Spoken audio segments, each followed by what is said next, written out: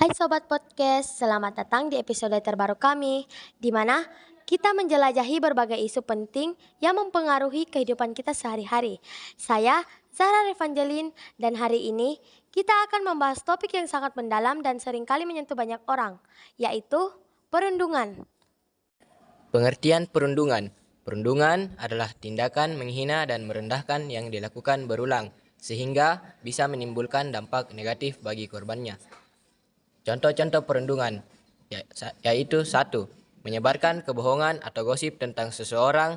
2. Melontarkan lelucon untuk mempermalukan dan menghina orang lain. 3. Mendorong orang lain di sekitar untuk mengucilkan seseorang. 4. Tatapan sinis yang ditujukan untuk mengintimidasi secara halus. 5. Pelecehan seksual. Dampak perundungan yaitu 1. Memicu masalah mental seperti trauma. 2. Penurunan prestasi. 3. Memicu masalah kesehatan karena mendapatkan kekerasan fisik yang menyebabkan luka atau memar. Yang keempat, mengalami trust issue sehingga pelaku menjadi sulit untuk bersosialisasi dengan orang baru.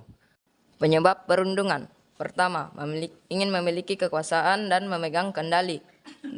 Kurang mendapatkan perhatian atau kasih sayang dari keluarga atau orang sekitar. 3. Pernah menjadi korban bully. Cara mengatasi perundungan.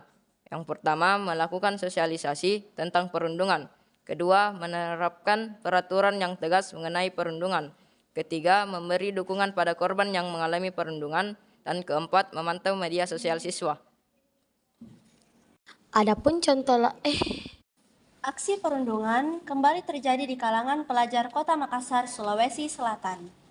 Korban berinisial NA, sedangkan pelaku berinisial MS. Keduanya masih satu kelas, yakni di kelas 11 IPA Mandua Makassar. Sri Wahyuni selaku orang tua korban mengaku anaknya enggan ke sekolah lantaran mengalami trauma karena sering dibully. Sering diejek, jeleknya giginya, busuknya. Jadi, anak saya malas pergi ke sekolah. Itu pun kalau ke sekolah, paling tidak masuk kelas, kata Sri Wahyuni kepada Kompas.com Rabu 10 Mei 2023. Dia juga mengungkapkan aksi perundungan terhadap anaknya bukan kali ini saja terjadi, tetapi sudah sejak September 2022 lalu. Namun, kembali terulang, dianggap selesai dengan pihak sekolah, namun ternyata perundungan verbal juga berlanjut sampai kemarin. Bahkan, kata Sri Wahyuni, pelaku juga telah mengaku telah melakukan aksi perundungan terhadap anaknya. Pelaku sudah mengakui kalau dia membuli anak saya sampai dengan kemarin, ungkapnya. Namun, yang ia sesalkan tidak adanya tindak tegas dari pihak sekolah. Akibatnya, aksi perundungan yang dialami anaknya masih terus terjadi hingga sang anak mengalami trauma. Dia pun meminta pihak sekolah agar bertindak tegas dan meminta pelaku membuat permohonan maaf secara tertulis.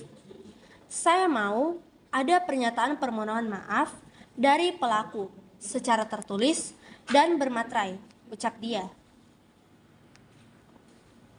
Terus, apakah ada tanggapan dari sekolah tersebut?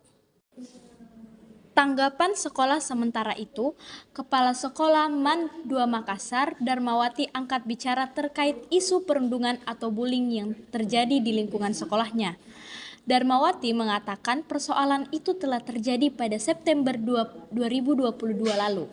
Bahkan, kata dia, insiden itu bermula dari NA, siswa yang diduga mendapatkan aksi bullying oleh terduga pelaku MS. Tanggapan sekolah sementara itu, Kepala Sekolah MAN 2 Makassar, Darmawati angkat bicara terkait isu perundungan atau bullying yang terjadi di lingkungan sekolahnya.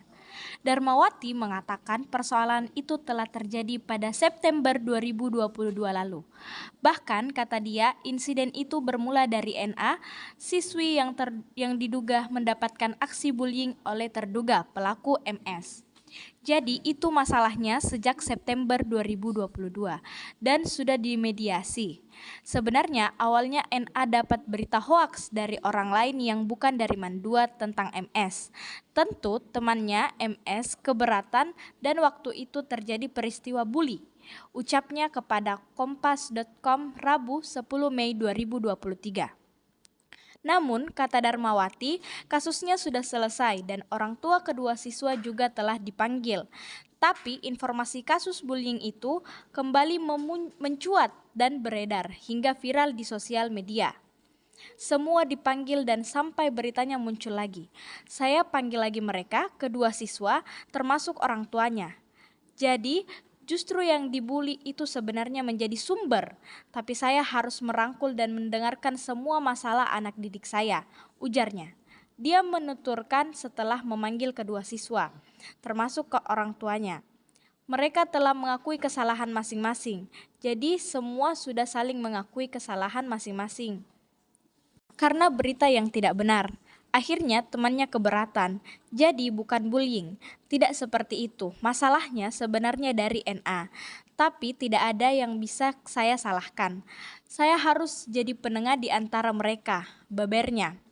Pihaknya pun mengatakan kasus ini telah selesai dan semuanya baik. Kedua siswa yang bertikai maupun orang tuanya telah mengakui kesalahan masing-masing dan telah membuat surat pernyataan untuk tidak mengulangi lagi perbuatannya.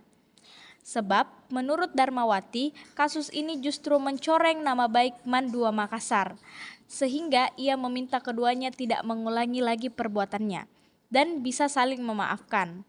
Kasusnya sudah selesai dan saya sudah sampaikan kalau di antara kalian ada lagi yang saling mengejek, kalian harus terima konsekuensinya dengan baik.